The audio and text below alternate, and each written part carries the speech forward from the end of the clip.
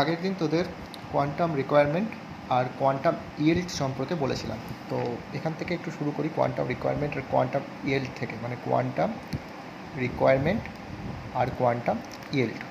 ঠিক আছে, তো কি করেছিলাম কোয়ান্টাম রিকোয়ারমেন্টের ক্ষেত্রে, যে এক অণু অক্সিজেন উৎপন্ন করতে বা নির্গমনের জন্য যে পরিমাণ কোয়ান্টামের প্রয়োজন হয়। তাহলে কোয়ান্টাম রিকোয়ারমেন্ট বলতে এটাই যে এক অণু, ঠিক আছে, এক অণু অক্সিজেন নির্গমনের জন্য যে পরিমাণ কোয়ান্টাম প্রয়োজন। ঠিক আছে, এক অণু অক্সিজেন নির্গমনের জন্য যে পরিমাণ কোয়ান্টাম প্রয়োজন সেটাই হচ্ছে কোয়ান্টাম রিকোয়ারমেন্ট। আর তাহলে ধরে নিই আমি বলেছিলাম কি কোয়ান্টাম রিকোয়ারমেন্ট কত হবে, 8 থেকে 10। ঠিক আছে, 8 অথবা 10। তো আমি ধরে নিই এক্ষেত্রে 8ও হতে পারে অথবা 10ও হতে পারে। চলো করলাম হচ্ছে 10। তাহলে এক অণু অক্সিজেন নির্গমনের জন্য 10টা কোয়ান্টামের প্রয়োজন। তাহলে কোয়ান্টাম রিকোয়ারমেন্ট কত এখানে, 10। তাহলে এখানে কোয়ান্টাম রিকোয়ারমেন্টটা কত, 10। তাহলে এবার যদি বলি যে ঐকিক নিয়মের মতো এক অণু এক কোয়ান্টাম ব্যবহার করে কত পরিমাণ অক্সিজেন নির্গমন হবে, তাহলে 10-এ 1 কত ভাগ হবে 1-এর 10। তাহলে এটাই হচ্ছে কোয়ান্টাম ইল্ড।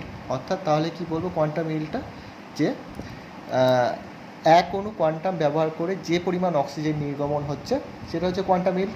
মানে এক অণু কোয়ান্টাম ব্যবহার করে যে পরিমাণ অক্সিজেন নির্গমন হচ্ছে সেটা হচ্ছে কোয়ান্টাম ইল্ড।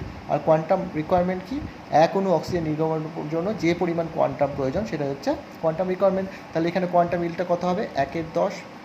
এখানে যদি 8 দরকার হতো, কোয়ান্টাম রিকোয়ারমেন্ট 8 হতো, যদি এক অণু অক্সিজেন নির্গমনের জন্য 8 কোয়ান্টাম প্রয়োজন হতো।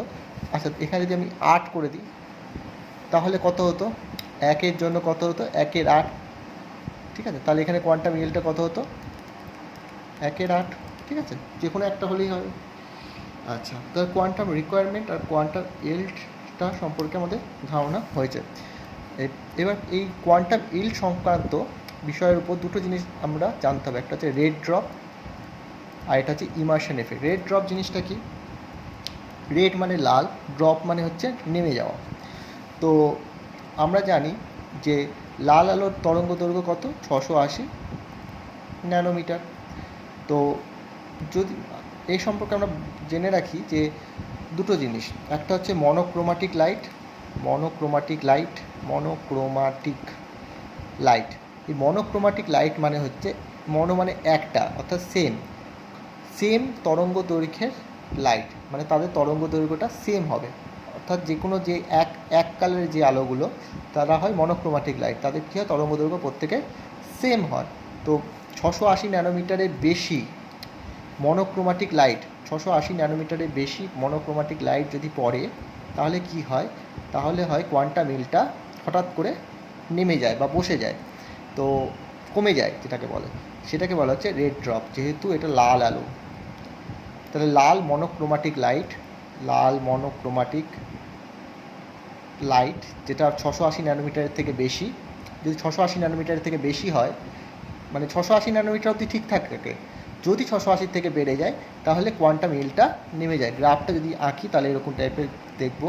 এটা যদি তরঙ্গ দৈর্ঘ্য হয় আর এটা যদি কোয়ান্টাম ইল্ড হয়, ঠিক আছে, তাহলে কীরকম, 680 অবধি ঠিক থাকবে, 680 বেশি হলেই কোয়ান্টাম ইল্ডটা কমে যাবে। তাহলে এখানে ধরি 0.2, 0.4, 0.6, 0.7, 0.8, আর এখানে ধরি 680, 700, 720, 740, 760। তাহলে দেখা যায় এখানে অবধি ঠিক ছিল কোয়ান্টাম রিকোয়ারমেন্ট, মানে এত দূর অবধি ঠিক ছিল কোয়ান্টাম ইল্ডটা।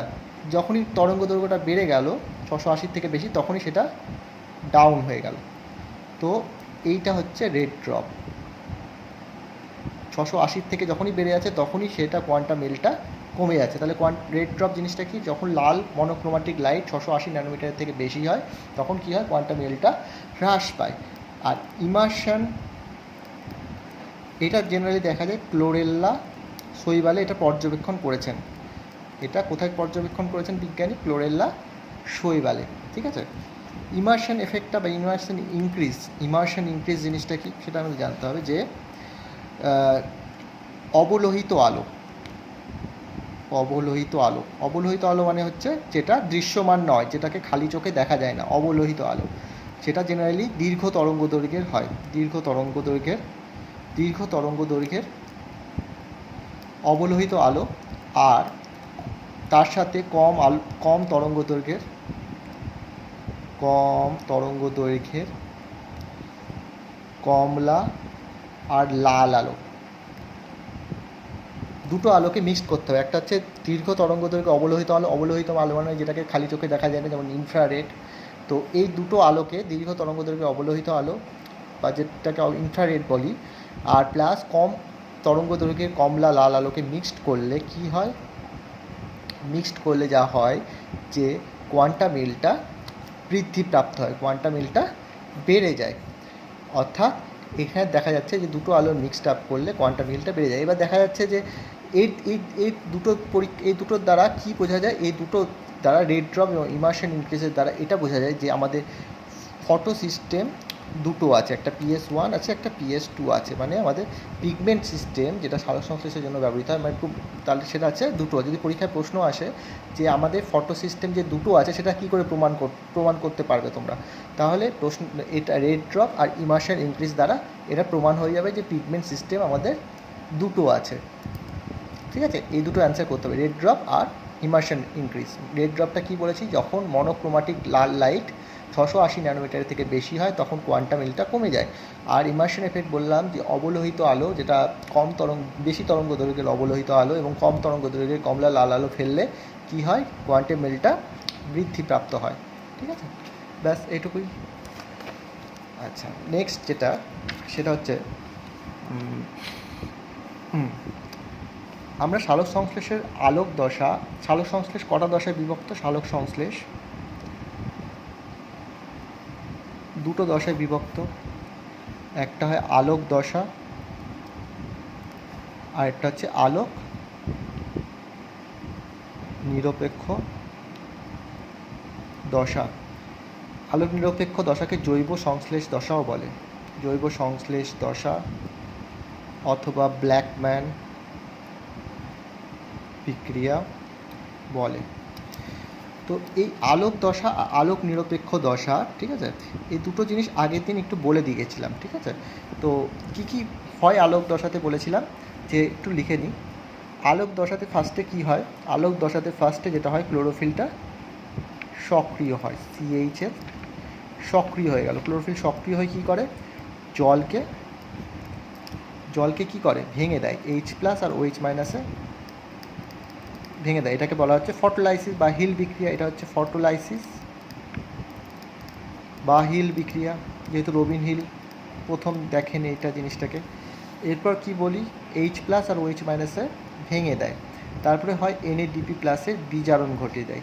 H+ মানে H+-এর সাথে যুক্ত হয়ে কী উৎপন্ন করে, NADPH+H+ উৎপন্ন করে। আর কি বলেছিলাম যে হাইড্রক্সিল আয়ন থেকে কি উৎপন্ন হয়, 2 অণু জল আর অক্সিজেন উৎপন্ন হয়। আর কি বলেছিলাম আলোক বিক্রিয়ার ক্ষেত্রে, যে ADPর সাথে অজৈব ফসফেট যুক্ত হয়ে ATP উৎপন্ন হয়। এটাকে বলা হয় ফসফোরাইলেশন। ঠিক আছে, ফসফোরাইলেশন। ADPর সাথে অজৈব ফসফেট যুক্ত হয়ে উচ্চ ক্ষমতা শক্তি সম্পন্ন ATP উৎপন্ন হওয়াটাকে ফসফোরাইলেশন বলা হয়। ঠিক আছে, আলোক দশাতে কী কী ঘটনা ঘটে এইটুকুই বলে গেছিলাম। ঠিক আছে, এটা কিন্তু এটাই মেন কনসেপ্ট। ঠিক আছে, তারপর যেটা বইতে আছে সেটা একটু দেখে নিলেই বাকিটা হয়ে যাবে, যে আলোক বিক্রিয়াতে মেন কনসেপ্ট হচ্ছে এটাই। ঠিক আছে, এটা ছাড়া এই আলোক বিক্রিয়াতে এই তো ঘটনাটা ঘটে, আর এই ঘটনাতে একটা জিনিস হয়, সেটা হচ্ছে ETS, ইলেকট্রন ট্রান্সপোর্ট সিস্টেম। ঠিক আছে, বা ইলেকট্রন পরিবহন তন্ত্র। এই ETSটা কি, ঠিক আছে, সেটা মানে ইলেকট্রন ট্রান্সপোর্ট, মানে ইলেকট্রনটা কী করে এক তন্ত্র থেকে আরেক তন্ত্রে যায় সেটা আমাদের জানতে হবে। এটা আজকে জানবো ETSটা। কিন্তু এটা কোথায় হয় ETSটা, এই ETSটা বা ইলেকট্রন পরিবহন তন্ত্রটা আলোক দশা, আলোক নিরপেক্ষ দশা, দুটো দশাতেই সাইমালটেনিয়াসলি চলে। এবার কি হয় জিনিসটা, কিভাবে না হয় সেটা জানবো তার আগে এইটুকু কিন্তু আমাদের মনে রাখতে হবে আলোক দশায় কী কী হয়। আলোক দশাতে হয় ক্লোরোফিলটা উত্তেজিত হয়, জলকে ফটোলাইসিস করে, দিয়ে এইচ প্লাস আর ওএইচ মাইনাস আয়নে ভেঙে দেয়, এটাকে হিল বিক্রিয়া বলে। এরপর এনএডিপি প্লাসের বিজারণ হয়, এনএডিপিএইচ প্লাস এইচ প্লাস উৎপন্ন করে এবং হাইড্রক্সিল আয়ন থেকে অক্সিজেন উৎপন্ন হয়, আর এডিপির সাথে অজৈব ফসফেট যুক্ত হয়ে উচ্চ শক্তি সম্পন্ন এটিপি উৎপন্ন হয়, যেটাকে বলা হয় ফটোফসফোরাইলেশন। ঠিক আছে, এই ফটোফসফোরাইলেশনটা দুই রকমের হয়, একটা হয় সাইক্লিক্যাল আর একটা হয় নন সাইক্লিক্যাল। ঠিক আছে, এই এটিপি উৎপন্ন হওয়ার জিনিসটাই সেটাকে এই ইটিএস বলা হয়। ঠিক আছে, ইটিএসটাও কি সাইক্লিক্যাল আর নন সাইক্লিক্যাল। ঠিক আছে, ইটিএসটাও দু রকমের, সাইক্লিক্যাল আর নন সাইক্লিক্যাল। তাহলে ইটিএসের মাধ্যমে কি হয়, ইলেকট্রনটা পরিবাহিত হয়। ইটিএসের মাধ্যমে কি হয়, ইলেকট্রন পরিবাহিত হয়, ইলেকট্রনটা পরিবহন হয়, ইলেকট্রন পরিবাহিত হয় অ্যান্ড এটিপি উৎপন্ন হয়, এটিপিটা উৎপন্ন হয়, ইলেকট্রনটা পরিবহন হয় এবং এটিপি উৎপন্ন হয় ইটিএসের মাধ্যমে। ইটিএস তাহলে কত রকম, সাইক্লিক্যাল আর নন সাইক্লিক্যাল।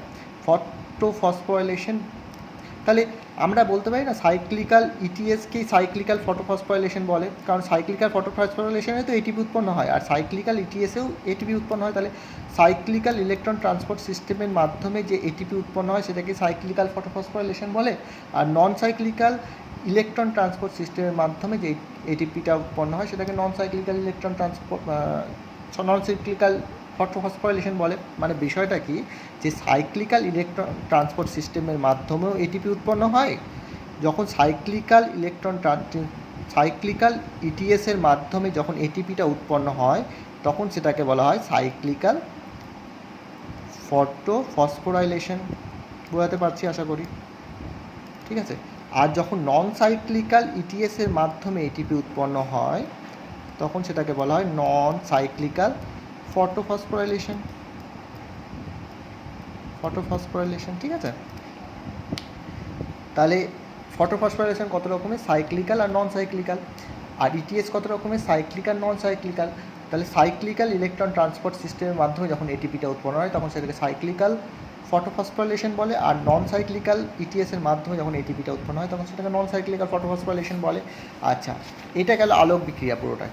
আচ্ছা, আলোক নিরপেক্ষ বিক্রিয়াতে কী ঘটে, আলোক নিরপেক্ষ বিক্রিয়াতে প্রথমেই বলেছিলাম যে কার্বন ডাইঅক্সাইডের সংযোজন হয়, অর্থাৎ কার্বন ডাইঅক্সাইডের মানে কার্বনের কোষস্থ যৌগে অঙ্গীভূত হয়। কার্বন ডাইঅক্সাইডের সাথে আরইউবিপি যুক্ত হয়ে প্রথম 3 কার্বন যুক্ত স্থায়ী যৌগ পিজিএ উৎপন্ন হয়।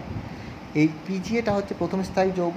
ঠিক আছে, আর এই পিজিএটা 3 কার্বন যুক্ত হয় বলে এটাকে ট্রাইকার্বক্সিলিক অ্যাসিড সাইকেলও বলা হয়। ঠিক আছে, সরি ট্রাইকার্বক্সিলিক না, এটাকে C3 সাইকেল বলে, এটাকে বলা হয় C3 সাইকেল। C3 মানে কেলভিন সাইকেল, C3 বা কেলভিন সাইকেল। ঠিক আছে, তাহলে কি বললাম, পিজিএটা যেহেতু 3 কার্বন যুক্ত হয় সেটার জন্য এটাকে কেলভিন সাইকেল বলা হয় বা C3 সাইকেল। আচ্ছা, তাহলে ফার্স্টে পিজিএ উৎপন্ন হলো, তারপর পিজিএর সাথে NADPH plus H plus plus ATP যুক্ত হয়ে কী উৎপন্ন করে, PgALD উৎপন্ন করে, 12 অণু PgALD। এই 12 অণু PgALD-এর মধ্যে 10 অণু PgALD থেকে কী উৎপন্ন হয়, আরইউবিপির পুনঃসংশ্লেষ হয়, আরইউবিপিটা পুনঃসংশ্লেষিত হয়। আর 2 অণু PgALD থেকে কী উৎপন্ন হয়, গ্লুকোজ উৎপন্ন হয়, C6H12O6 গ্লুকোজটা উৎপন্ন হয়। তাহলে এই দুটো জিনিস আমরা বলেছিলাম আগের দিন, তার সাথে এটা নতুন অ্যাড হলো ইটিএসের ব্যাপারটা। তো আগে তাহলে আমরা ইটিএসটা বুঝি আগে।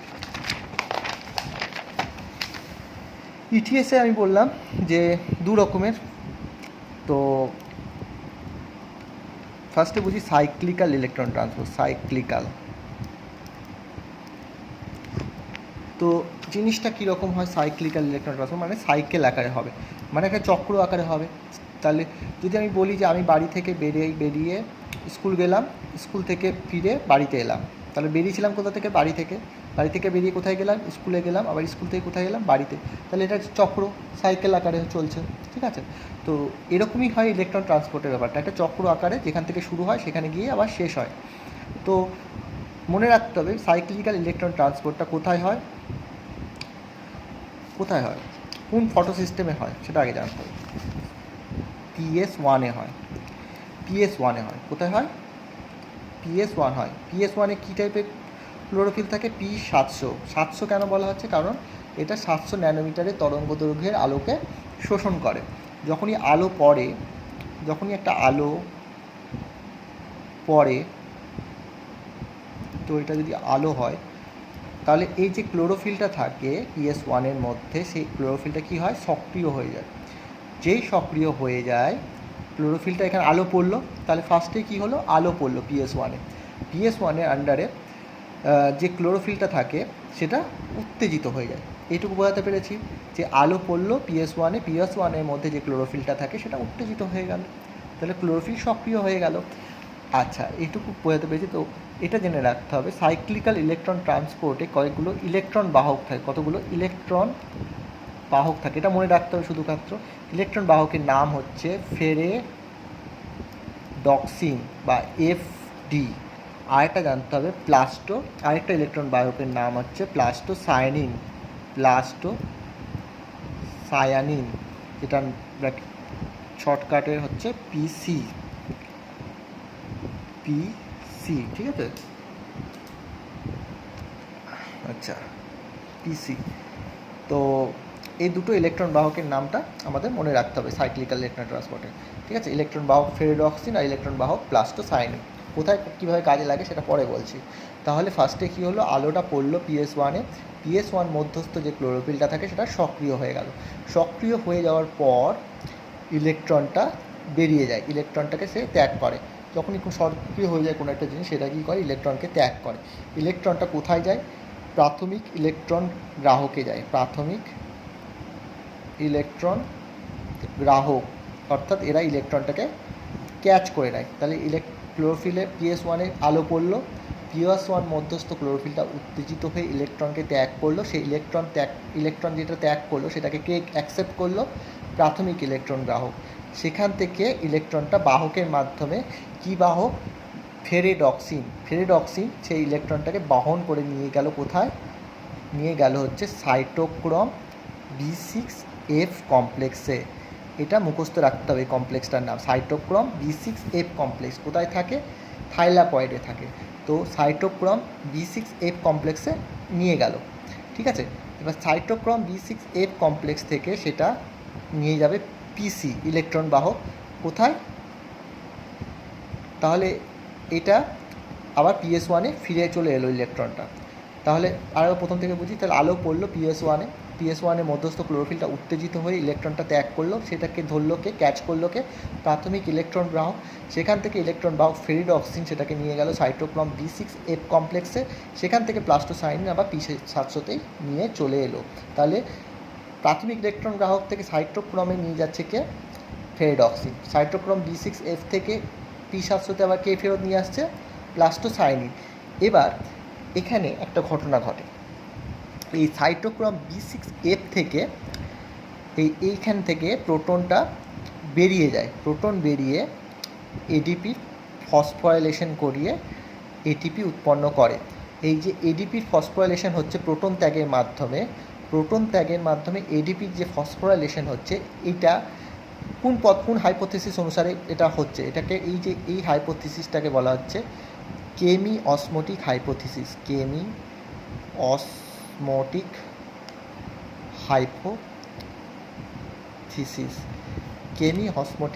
হাইপোথিসিস। তাহলে এখানে ATP উৎপন্ন হচ্ছে, ঠিক আছে।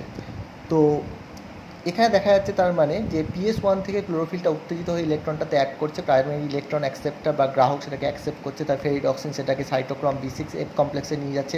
সাইটোক্রোম B6F কমপ্লেক্স থেকে প্লাস্টোসায়ানিন সেটা PS1-এ উৎপন্ন হয়েছে, এবং সাইটোক্রোম B6F-এ কী হচ্ছে? প্রোটনটা ত্যাগ করে ATP ফসফোরিলেশন হয়ে ATP উৎপন্ন করছে। তাহলে আমরা বলতে পারি না যে সাইক্লিক্যাল ইলেকট্রন ট্রান্সপোর্ট সিস্টেমে শুধুমাত্র ATP উৎপন্ন হচ্ছে? শুধুমাত্র এটিপি উৎপন্ন হচ্ছে, আর কোনো কিছু উৎপন্ন হচ্ছে, কারণ দেখা যাচ্ছে শুধুমাত্র এটিপি উৎপন্ন হচ্ছে, আর কোনো কিছু এই সাইকেলের মধ্যে উৎপন্ন হচ্ছে না।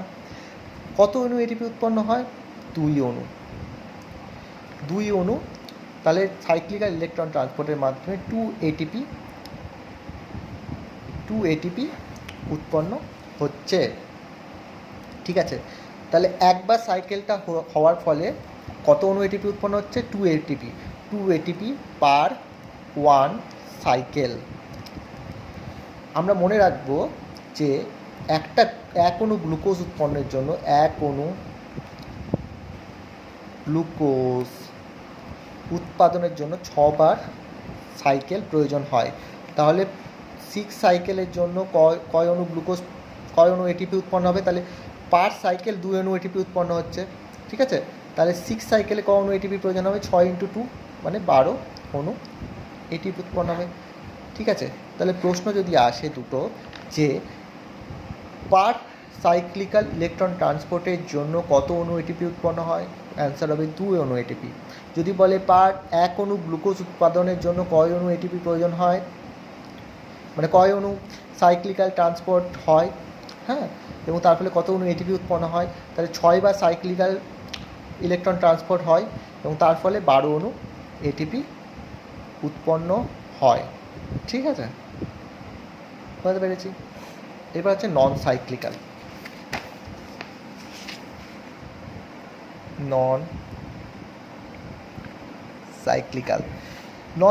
মানে হচ্ছে যেটা চক্র আকারে হবে না, এবং এক্ষেত্রে আমি বলবো যে PS2 অ্যান্ড PS1 দুটো ফটো সিস্টেমই কাজ করে। সাইক্লিক্যালের ক্ষেত্রে কে কাজ করতো? শুধু মাত্র PS1 কাজ করছিল, আর বাকিগুলো কাজ করছিল না। কিন্তু নন সাইক্লিক্যালের ক্ষেত্রে দুটো পিগমেন্ট সিস্টেমই বা ফটো সিস্টেমই কাজ করে, PS2 PS1 দুটোই কাজ করে। এক্ষেত্রে ইলেকট্রন বাহকগুলো যেগুলোর নাম হচ্ছে, এখানে ফেরিডক্সিন থাকে না, এখানে কে থাকে? ফেরিডক্সিনের পরিবর্তে প্লাস্টোকুইনন। আর কে থাকে? প্লাস্টোসায়ানিন। ঠিক আছে, ফেরিডক্সিন এক্ষেত্রে অ্যাবসেন্ট থাকে এদের ক্ষেত্রে। ঠিক আছে, তো ঠিক আগের মতনই PS2 থেকে শুরু হবে এই জিনিসটা। PS2তে কত তরঙ্গ দৈর্ঘ্য শোষিত হয়? P680, মানে তাই জন্য P680 বলা হচ্ছে। 680 ন্যানোমিটার আলোক তরঙ্গকে শোষণ করে বলে এটা হচ্ছে P680। আবার আলো পড়লো, উত্তেজিত হওয়ার ফলে ইলেকট্রন বেরিয়ে গেল, কে অ্যাকসেপ্ট করলো? যেমন সাইক্লিক্যালি চলছিল তেমনই প্রাথমিক ইলেকট্রন গ্রাহক সেটাকে অ্যাকসেপ্ট করছে। তাহলে PS2 থেকে শুরু হলো ব্যাপারটা। এবার কে অ্যাকসেপ্ট করছে? প্রাথমিক ইলেকট্রন গ্রাহক শুরু হচ্ছে। এবার ইলেকট্রন বেরিয়ে গেল, ইলেকট্রনের ঘাটতি হয়েছে, ইলেকট্রনের ঘাটতিটা মেটাতে হবে। কে মেটাবে? এখানেই ঘটে জলের আর্দ্র বিশ্লেষণ। তার ফলে কী উৎপন্ন হয়? H+ plus OH-। ঠিক আছে, এবার এখান থেকে OH- থেকে কী উৎপন্ন হয়? অক্সিজেন উৎপন্ন হয়। ঠিক আছে, এই অক্সিজেনটা তাহলে ফার্স্টে কী হচ্ছে? PS2টা উত্তেজিত হচ্ছে, মানে PS2 এর মধ্যস্থ যে ক্লোরোফিলটা থাকে সেটা উত্তেজিত হচ্ছে আলোর দ্বারা। তার ফলে ইলেকট্রন বেরিয়ে যাচ্ছে, প্রাথমিক ইলেকট্রন গ্রাহক সেটাকে অ্যাকসেপ্ট করছে। এই মুহূর্তে কী হচ্ছে? জলে আর্দ্র বিশ্লেষণের ফলে অক্সিজেন উৎপন্ন হচ্ছে এবং ইলেকট্রনটা যেটা উৎপন্ন হচ্ছে সেটা ফিরে যাচ্ছে PS2তে। ঠিক আছে, এখানে কী উৎপন্ন হচ্ছে? তাহলে অক্সিজেন উৎপন্ন হচ্ছে আর একটা ইলেকট্রন উৎপন্ন হচ্ছে, যেটা কোথায় ফিরছে? PS2তে ফিরছে। বুঝতে পেরেছি? ইলেকট্রন বেরাচ্ছে, প্রাইমারি ইলেকট্রন অ্যাকসেপ্টার সেটাকে অ্যাকসেপ্ট করছে, তার প্রাথমিক ইলেকট্রন গ্রাহক সেটাকে অ্যাকসেপ্ট করছে। যেহেতু ইলেকট্রন বেরিয়ে গেল, ইলেকট্রন দরকার, সেই ইলেকট্রনটা কে দিচ্ছে? জলে আর্দ্র বিশ্লেষণের দ্বারা অক্সিজেন, এবং ইলেকট্রন উৎপন্ন হচ্ছে সেটা আবার PS2তে ফিরে আসছে। আচ্ছা, এইটুকু বোঝাতে পেরেছি। মানে ফার্স্টে উত্তেজিতন হচ্ছে, ইলেকট্রন বেরিয়ে যাচ্ছে, এটা অ্যাকসেপ্ট করছে প্রাইমারি ইলেকট্রন অ্যাকসেপ্টার বা প্রাথমিক ইলেকট্রন গ্রাহক সেটাকে অ্যাকসেপ্ট করছে। ইলেকট্রন যেহেতু বেরিয়ে যাচ্ছে সেহেতু ইলেকট্রনটাকে আবার দরকার এখানে PS2তে, সেটা কে করছে? জলের আর্দ্র বিশ্লেষণের দ্বারা ইলেকট্রনটা আবার PS2তে ফিরে আসছে। এবার প্রাইমারি ইলেকট্রন অ্যাকসেপ্টার থেকে ইলেকট্রনটাকে কোথায় নিয়ে যেতে হবে? সাইটোক্রোম B6F কমপ্লেক্সে। সাইক্লিক্যাল ইলেকট্রন ট্রান্সপোর্টের ক্ষেত্রে সেই কাজটা করছিল হচ্ছে FD, মানে ফেরিডক্সিন। এক্ষেত্রে ফেরিডক্সিন থাকে না, আগেই বলেছি। তো এই জায়গায় কাজটা করবে হচ্ছে প্লাস্টোকুইনন। সে কী করবে? সেটাকে সাইটোক্রোম B6F কমপ্লেক্সে নিয়ে যাবে ইলেকট্রনটাকে, ঠিক আছে। এই সাইটোক্রোম B6F কমপ্লেক্স থেকে, ঠিক আছে, এই সাইটোক্রোম B6F কমপ্লেক্স থেকে সেটা কোথায় যাবে, PS1-এ যাবে। PS1-এ যাওয়ার জন্য সেই কাজটা আগেরটাতে কে করেছিল, প্লাস্টো সায়ানিন, সাইক্লিক্যাল ইলেকট্রন ট্রান্সফারের কাজটা করেছিল প্লাস্টো সায়ানিন, ঠিক আছে। তো এক্ষেত্রেও প্লাস্টো সায়ানিনই কাজটা করবে, ঠিক আছে। প্লাস্টো সায়ানিনের কাজটা করবে। প্লাস্টো সায়ানিন কী করবে, সেটাকে নিয়ে যাবে হচ্ছে PS1-এ, ঠিক আছে। এবার PS1-এ যে ইলেকট্রনটা চলে এলো সেটা আবার বেরিয়ে যাচ্ছে, সেটাকে ক্যাচ করছে প্রাথমিক ইলেকট্রন গ্রাহক, সেম আগের মতনই প্রাথমিক ইলেকট্রন গ্রাহক, ঠিক আছে। প্রাথমিক ইলেকট্রন গ্রাহক থেকে সেটা কিসের মাধ্যমে,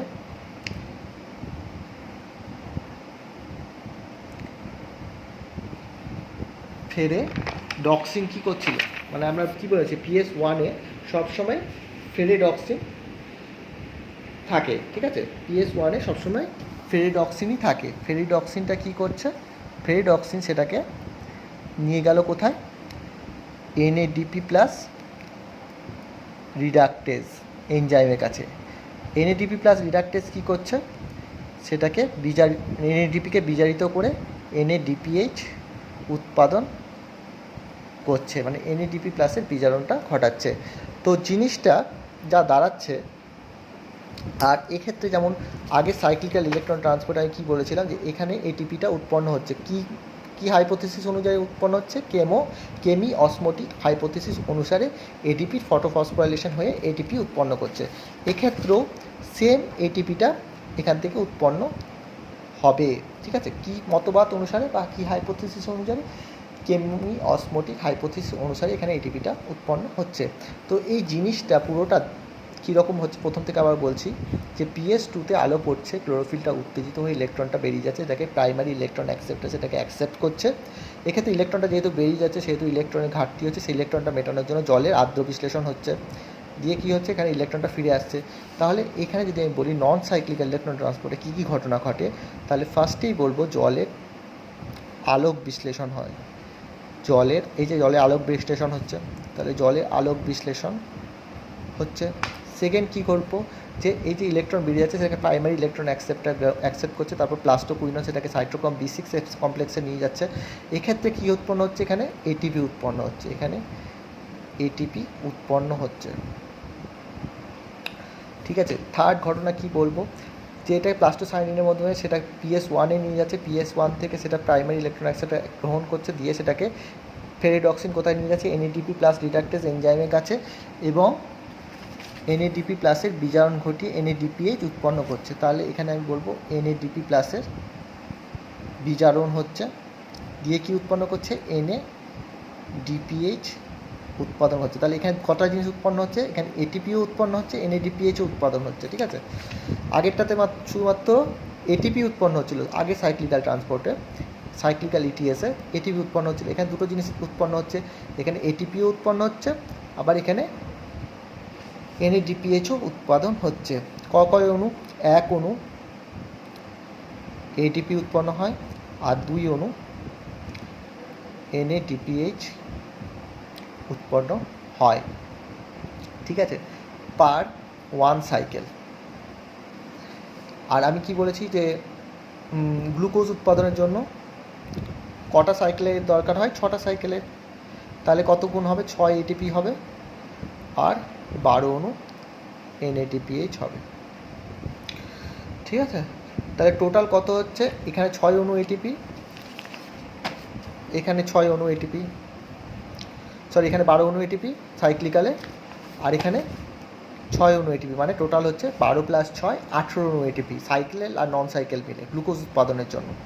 গ্লুকোজ উৎপাদনের জন্য এই নন সাইকেলের 6 অণু ATP উৎপন্ন হয়, আর সাইকেলে 12 অণু ATP, তাহলে 12 + 6 হচ্ছে 18 অণু ATP উৎপন্ন হয় গ্লুকোজ উৎপাদনের জন্য।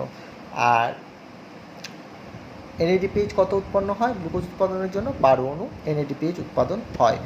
এই টোটাল স্কিমটা, নন সাইক্লিক্যাল স্কিমটা জেড আকৃতির মতো, দেখো জেডের মতো লাগছে, জেড ইংরেজি জেড, তাই জন্য এটাকে বলা হয় জেট স্কিম, ঠিক আছে, জেট স্কিম বলা হয়, এই রেখাচিত্রটাকে জেট স্কিম বলা হচ্ছে, ঠিক আছে।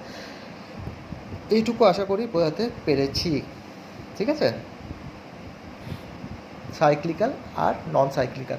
এবার যদি পরীক্ষার প্রশ্ন আসে যে কখন সাইক্লিক্যাল ইলেকট্রন ট্রান্সপোর্ট হয়, কখন হয়, যখন কেলভিন চক্র শুরু হওয়ার মানে কেলভিন চক্র চলাকালীন সাইক্লিক্যাল ইলেকট্রন ট্রান্সপোর্ট সিস্টেমটা হয়। কেন হয়, যে আমরা জানি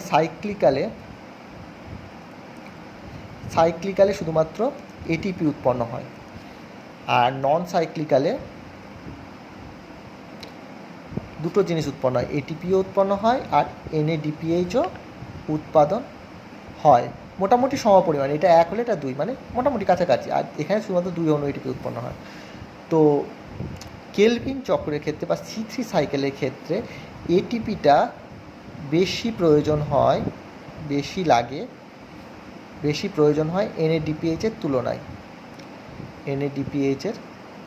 তুলনায়, তাহলে এনএডিপিএইচ কম লাগে, এটিপি বেশি লাগে।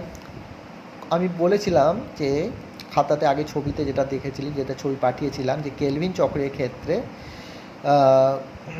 এটিপি কত লাগে, এটিপি লাগে হচ্ছে 6 3 9 অণু এটিপি লাগে, আর এনএডিপিএইচ লাগে 6 অণু এনএডিপিএইচ লাগে। তাহলে দেখা যাচ্ছে 6 অণু মানে কম, 9 অণু মানে এটিপি মানে বেশি, অর্থাৎ এনএডিপিএইচের থেকে এটিপিটা বেশি লাগছে।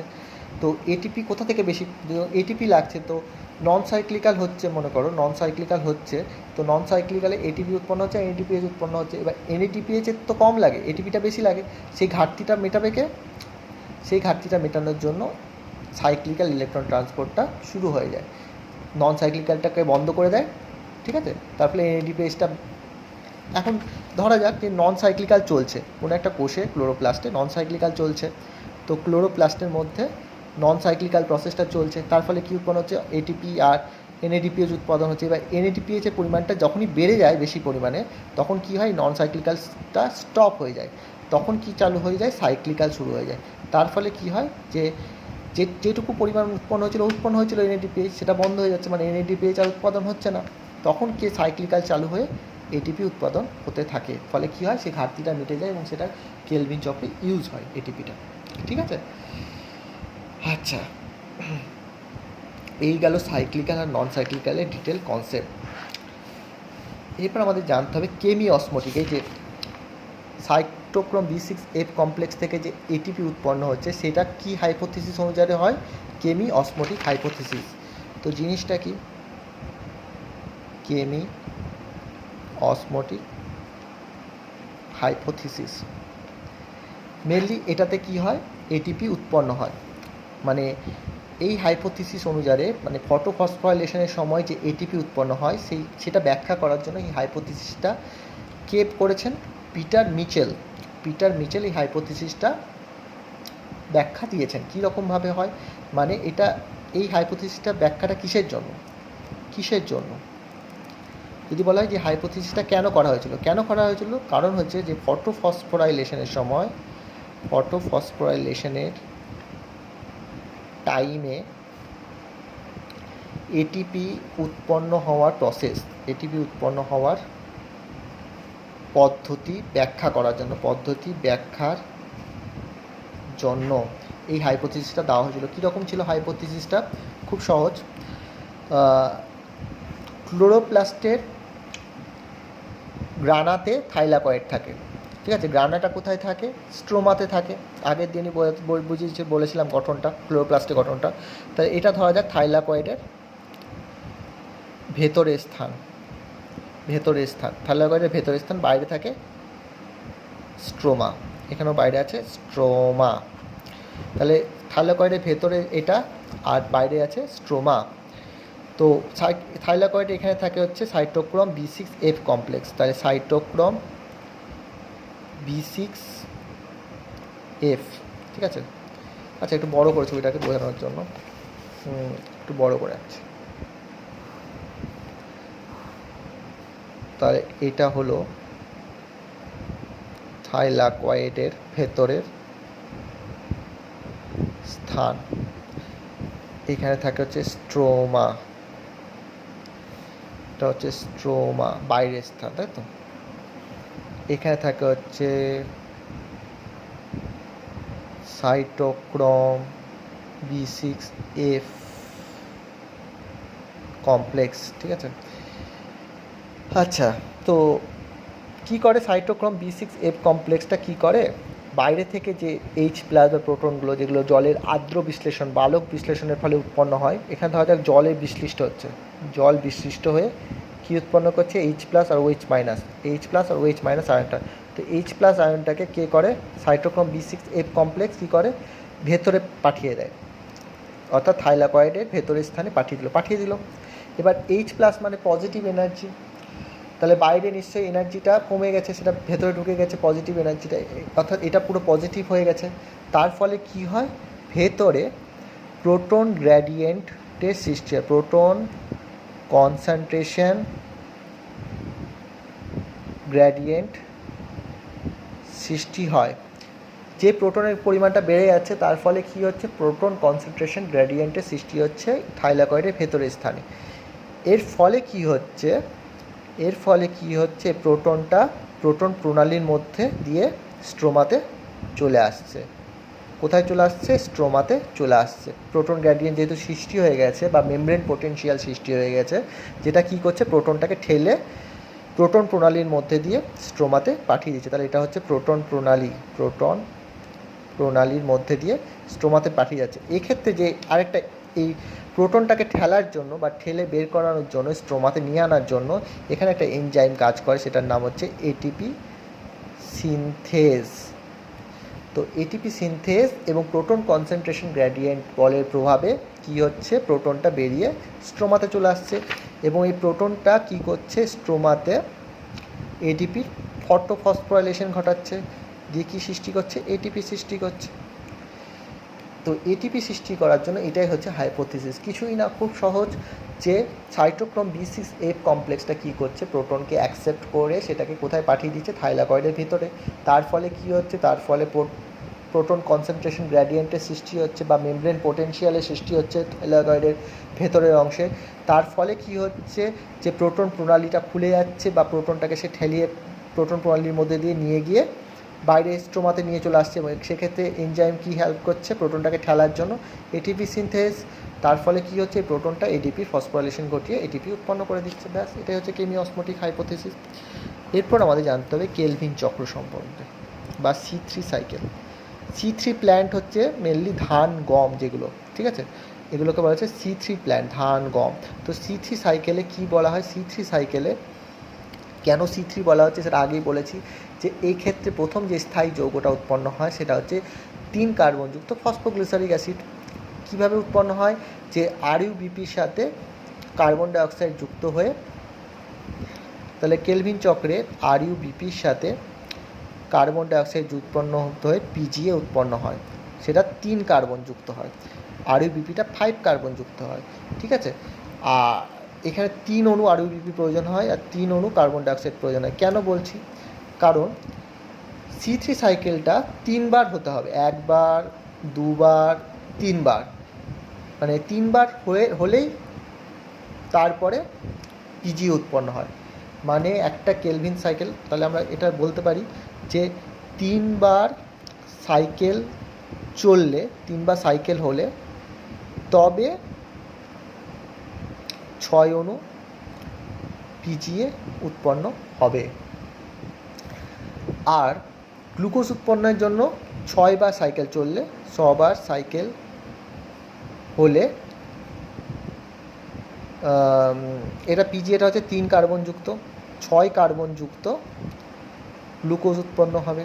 এটা মনে রাখতে হবে আমাদেরকে। তাহলে 3 বার সাইকেল হলে PGA উৎপন্ন হবে, 6 বার সাইকেল হলে গ্লুকোজ উৎপাদন হবে, ঠিক আছে।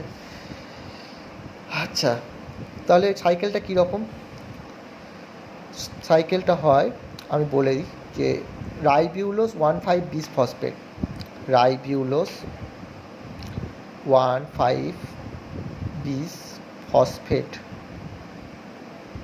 কত কার্বন যুক্ত হয়, এটা 5 কার্বন যুক্ত হয়। 3 বার যেহেতু সাইকেল হয় তাই 3 অণু দরকার হবে, 3 অণু দরকার হবে, তাই 3 অণু RuBP। 3 অণু আরইউবিপি, ঠিক আছে, সেটা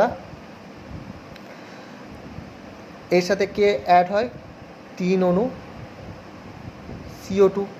তাহলে 3 অণু, এটাকে আমি একটুখানি নেক্সট পেজে করি, ছোটোতে হবে না।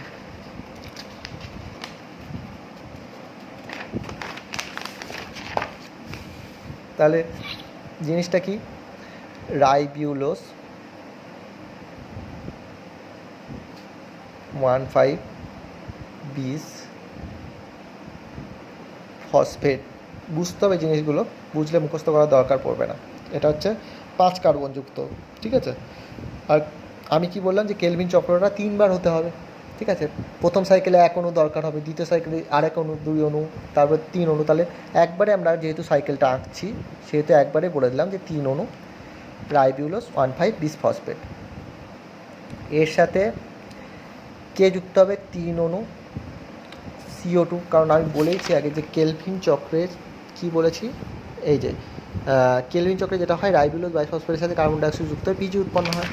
তাহলে এখানে CO2 লাগছে, তাহলে আরইউবিপি, এটা হচ্ছে আরইউবিপি, তার সাথে 3 অণু কার্বন ডাইঅক্সাইড যুক্ত হচ্ছে। এনজাইম কি কাজে লাগছে এক্ষেত্রে, যে এনজাইমটা কাজে লাগে সেটা হচ্ছে রুবিস্কো। রুবিস্কো মানে হচ্ছে রাইবিউলোস বাইফসফেট কার্বক্সিলেজ এনজাইম, ঠিক আছে। তাহলে 3 অণু আরইউবিপি আর 3 অণু কার্বন ডাইঅক্সাইড মিলে যুক্ত হয়ে কি উৎপন্ন করে, 6 অণু বিস ফসফো গ্লিসারেট, ঠিক আছে, বা 6 অণু পিজিএ, 6 অণু পিজিএ বা বিস ফসফো গ্লিসারেট, বিস ফসফো গ্লিসারেট, ঠিক আছে। সরি, বিস হবে না, 6 অণু 3 ফসফো গ্লিসারেট উৎপাদন করছে। এই জিনিসটা জানতে হবে ফার্স্টে, ঠিক আছে। যে কি বললাম, যে আরইউবিপি বা রাইবিউলোস 1,5-বিস ফসফেটের সাথে কার্বন ডাইঅক্সাইড যুক্ত হয়ে কি উৎপন্ন করছে, 6 অণু, মানে 3 + 3, 6 অণু 3 ফসফো গ্লিসারেট বা পিজিএ, 6 অণু পিজিএ বা 3 ফসফো গ্লিসারেট। এখান থেকে এই 3 ফসফো গ্লিসারেটের কী হয়, বিজারণ হয়, আর 6 অণু এটিপি প্রয়োজন হয়। তাহলে এটার বিজারণ ঘটাবে এবং 6 অণু এটিপি প্রয়োজন হবে, ঠিক আছে। এখানে যে এনজাইমটা কাজে লাগে সেটার নাম মনে রাখলে ভালো, না মনে রাখলে কোনো অসুবিধা নেই, triose phosphate dehydrogenase, triose phosphate dehydrogenase. তাহলে ফার্স্টে কী হচ্ছে, আরইউবিপির সাথে 3 অণু, আরইউবিপির সাথে 3 অণু কার্বন ডাইঅক্সাইড যুক্ত হয়, 6 অণু পিজিএ উৎপন্ন হচ্ছে। 6 অণু পিজিএ মানে ফসফোগ্লিসারিক অ্যাসিড, যেহেতু এটা আমি রাইবিউলোস 1,5 ফসফেট দিয়ে এটা মানে আরইউবিপির একটা কম্পাউন্ড ধরে করছি, মানে আরইউবিপির একটা যৌগ নিয়ে করছি জিনিসটা, সেহেতু এটা পিজিএর একটা যৌগ দিয়ে করতে হয় বিষয়টা। তাহলে আমি বলবো 6 অণু 3 ফসফোগ্লিসারেট, ঠিক আছে। যদি আমরা বলতাম 3 অণু আরইউবিপি, ঠিক আছে, 3 অণু আরইউবিপি, তাহলে আমি বলতাম 6 অণু পিজিএ। এখন বলতে এখানে যেহেতু বলেছি রাইবিউলোস 1,5-বিস ফসফেট, সেহেতু এখানে 3 ফসফোগ্লিসারেট বলছে, ঠিক আছে।